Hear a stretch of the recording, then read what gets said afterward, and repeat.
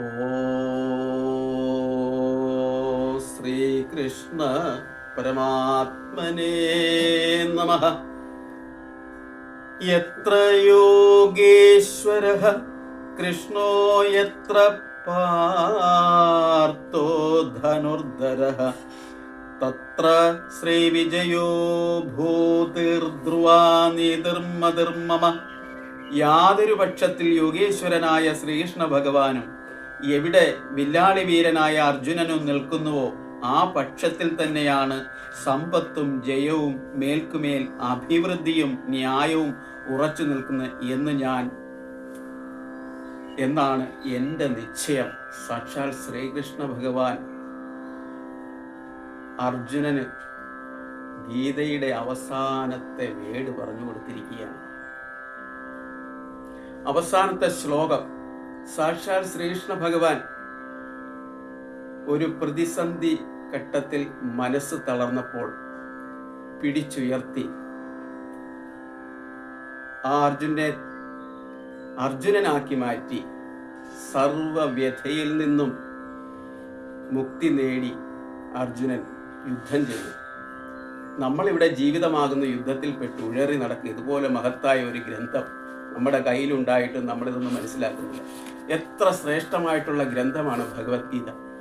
ഇതാണ് ആ ഭഗവത്ഗീത. നോക്കൂ, പല വിദേശ രാജ്യങ്ങളിൽ പോലും ഭഗവത്ഗീത ഒരു പാഠ്യ പദ്ധതിയാക്കിയിട്ടുണ്ട്. നമ്മളിപ്പോഴും അതിൻ്റെ ഒരു മഹത്വമോ അത് ഭഗവത്ഗീത എന്താണെന്ന് പോലും പലർക്കും അറിയില്ല.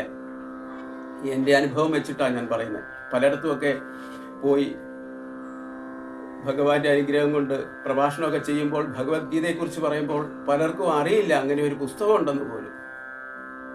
പക്ഷെ അത്രയും മഹത്തായിട്ടുള്ള ഈ ഗ്രന്ഥത്തെക്കുറിച്ച് നമ്മൾക്ക് ഒരു അവബോധമില്ലെങ്കിൽ ജീവിതം വ്യർത്ഥമാവുക. എന്നിട്ട് ജീവിതത്തിൽ കിടന്ന് നമ്മൾ കഷ്ടപ്പെടുക. ഇവിടെ ഭഗവാൻ പറയുക, എവിടെയാണോ എന്നെ നിങ്ങൾ ആശ്രയിക്കുന്ന അവിടെ സമ്പത്തും ഐശ്വര്യവും സർവ്വതും പ്രദാനം ചെയ്യുന്ന ഈ സമ്പത്തിന് വേണ്ടിയാണല്ലോ നമ്മളിവിടെ ജീവിക്കുന്നത് എന്നാണ് നമ്മൾ വിചാരിക്കുന്നത്.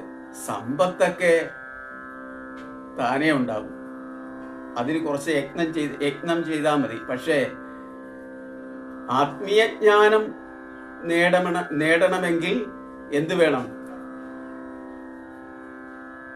അതിന് നമ്മൾ മനസ്സർപ്പിക്കുക തന്നെ വേണം. മനസ്സിനെ കുറിച്ച് നമ്മൾ വിചിന്തനം ചെയ്യുകയും ആ ഒരു യാത്ര മുന്നോട്ട് നയിച്ചെങ്കിൽ മാത്രമേ ഉള്ളൂ മനസ്സെന്താണെന്ന് നമുക്ക് പിടികിട്ടുകയുള്ളൂ. മനസ്സ് പിടികിട്ടിയില്ലെങ്കിൽ എന്താ നമ്മുടെ ജീവിതം? നമ്മളെപ്പോഴും നരകതുല്യമായ ജീവിതമായിരിക്കും. എന്തൊക്കെ ഉണ്ടായാലും യാതൊരുവിധ സന്തോഷമില്ലാതെ ജീവിക്കേണ്ടി വരും. അപ്പോൾ ഭഗവാൻ നമ്മളോട് പറയുകയാണ്, നിങ്ങൾ സമ്പത്തും സമൃദ്ധിയും ഒക്കെ ഉണ്ടാക്കിക്കൂ, പക്ഷെ നിങ്ങൾക്ക് സന്തോഷമുണ്ടാകണമെങ്കിൽ മഹത്തായ ഗ്രന്ഥങ്ങൾ ഭഗവത്ഗീത സർവ വേദാന്ത സാരമാണ്. ഈ ലോകത്തെ എന്തെല്ലാം കാര്യങ്ങൾ നമ്മുടെ മനസ്സിനെ ഉയർത്തുവാൻ വേണ്ടി സാക്ഷാൽ ശ്രീകൃഷ്ണ ഭഗവാൻ പറഞ്ഞിട്ടുണ്ടോ അതെല്ലാം ഈ ഭഗവത്ഗീതയിലുണ്ട്. മഹാഭാരതത്തിലെ 1,25,000 ശ്ലോകങ്ങളുള്ള മഹാഭാരതം, നമ്മുടെ രാജ്യത്തിന്റെ പേര് തന്നെയാണ് മഹാഭാരതം. ഭാരതം 1,25,000 ശ്ലോകങ്ങളാണ് ഉള്ളത്. ഇത്രയും ബൃഹത്തായ ഒരു ഗ്രന്ഥം ഈ ലോകത്തില്ല. അതിൽ ഗ്രീഷ്മപർവം എന്ന് പറയുന്ന ഒരു പർവ്വത്തിൽ നിന്ന് എടുത്തതാണ് ഭഗവത്ഗീത. എല്ലാം ഈ വിഷ്ണു സഹസ്രനാമം ഒക്കെ ഇതിൻ്റെ അകത്തുള്ള ഈ മഹാഭാരതത്തിലുള്ള ഇതെല്ലാം വ്യാസനാൽ വിരചിതമായിട്ടുള്ള അത്ര മഹത്തായ ഒരു ഗ്രന്ഥത്തെക്കുറിച്ച് നമ്മൾക്ക് അവബോധമില്ലെങ്കിൽ ജീവിതം വ്യർത്ഥമായി പോകും. അതിലൊരു സംശയമില്ല. ഭഗവത്ഗീത നമ്മൾക്ക് പറഞ്ഞു തരുന്ന സന്ദേശം നമ്മുടെ ജീവിതത്തിൽ നമ്മൾ കൊണ്ടു നടക്കുകയാണെങ്കിൽ ഒരിക്കലും തളരേണ്ടി വരികയില്ല. ഇത് സത്യമായിട്ട് ഉള്ള കാര്യമാണ്. യാ ഇമം പരമം ഗുഹ്യം മത് ഭക്തേക്ഷോഭിദാസ്യതി ഭക്തിം മയീം പരാം കൃത്വാ മാമേ വൈഷസ്യ സംശയ. അവൻ ഒരു സംശയവും വേണ്ട. യാ ഇമം പരമം ഗുഹ്യം, ഈ വളരെ രഹസ്യമായിട്ടുള്ള, അതായത് തൻ്റെ ഉള്ളിലിരിക്കുന്ന പരമാത്മാവാണ് എന്ന് തിരിച്ചറിയുവാൻ വേണ്ടിയുള്ള ചില ടെക്നോളജികൾ പറഞ്ഞു തന്നിട്ടുണ്ട്. ആ പറഞ്ഞു തന്നത് ഇന്ന രീതിയിലാണെന്ന് മറ്റുള്ള ഭക്തന്മാർക്ക്, എൻ്റെ ഭക്തന്മാർക്ക് പറഞ്ഞു കൊടുക്കുന്നവനും അത് ശ്രമിക്കുന്നവരും എനിക്ക് ഭക്തപ്രണശ്യൻ, അവരെൻ്റെ ഭാഗമാണ് എന്ന് വളരെ സ്പഷ്ടമായിട്ട് പറയുന്നുണ്ട്. യാ ഇമം പരമം ഗുഹ്യം മദ്ഭക്തേഷ്വഭിദാസ്യതി ഭക്തിം മയിം പരാം കൃത്വാ മാമേ വൈഷസ്യ സംശയ.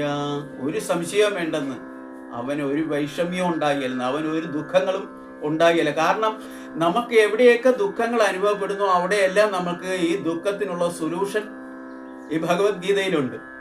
ഞാനെന്തിനാ ഭഗവത്ഗീതയെ കുറിച്ച് പറയുന്നത്? എൻ്റെ ജീവിതത്തിൽ എനിക്ക് പല ദുഃഖങ്ങളും ദുരിതങ്ങളും ഒക്കെ ഉണ്ടായിട്ടുണ്ട്.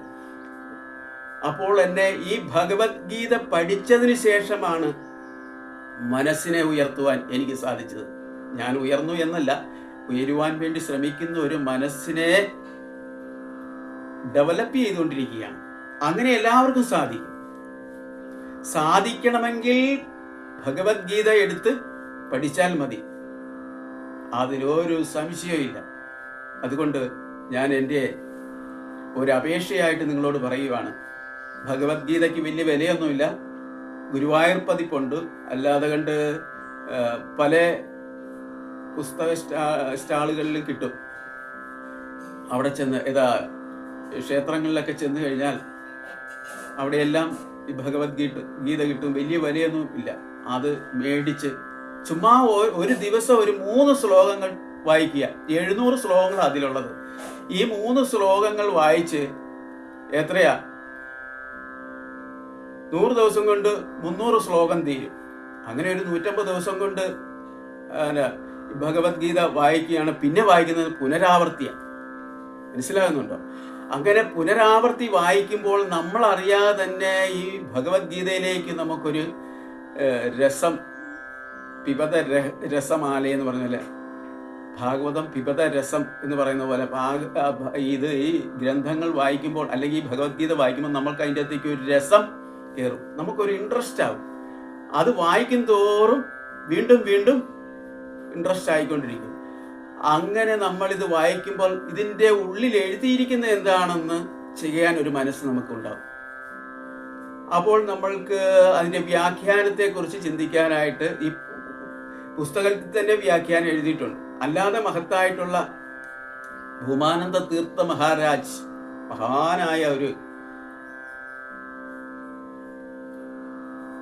മഹാനായിട്ടുള്ള അദ്ദേഹത്തിന് എന്നാ പറയണമെന്ന് പോലും അറിയത്തില്ല.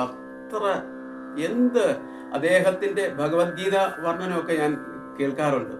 അപ്പോൾ അദ്ദേഹം ഈ ഭഗവത്ഗീതയുടെ വ്യാഖ്യാനം പറയുന്ന കേട്ട് ഇത്രയും ആഴമുണ്ടല്ലോ എന്നെനിക്ക് വളരെ തോന്നിയിട്ടുണ്ട്. ബഹുമാനന്ദ തീർത്ഥ മഹാരാജ് തന്നെയല്ല, മഹാന്മാരായ ഒത്തിരി ആൾക്കാരുണ്ട്, ഇപ്പോൾ ജീവിച്ചിരിക്കുന്ന ഒത്തിരി ആൾക്കാരുണ്ട്.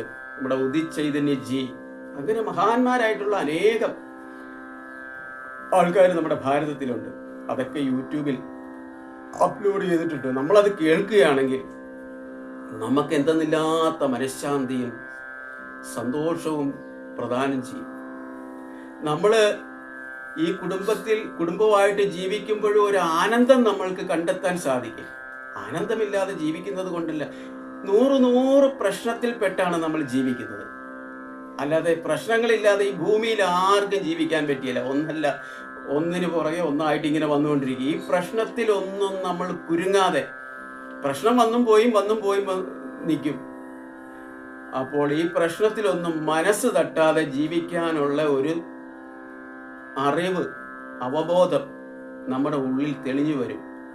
ഈ മഹത്തായ ഗ്രന്ഥം എടുത്ത് പാരായണം ചെയ്യുകയും അതിൻ്റെ വ്യാഖ്യാനം മനസ്സിലാക്കുകയും അതിനെ ഒരു ഉപാസനയായിട്ട് കൊണ്ടു നടന്നാൽ ഒരിക്കലും നമ്മൾക്ക് ദുഃഖിക്കേണ്ടി വരികയില്ലേ എന്ന് വളരെ സ്പഷ്ടമായിട്ട് ഞാനല്ല ഭഗവാൻ പറഞ്ഞിട്ടുണ്ട്. അതനുസരിക്കണം എന്ന് അപേക്ഷാഭാവത്തിൽ ഞാൻ പറയുകയാണ്. ഹരി ഓം.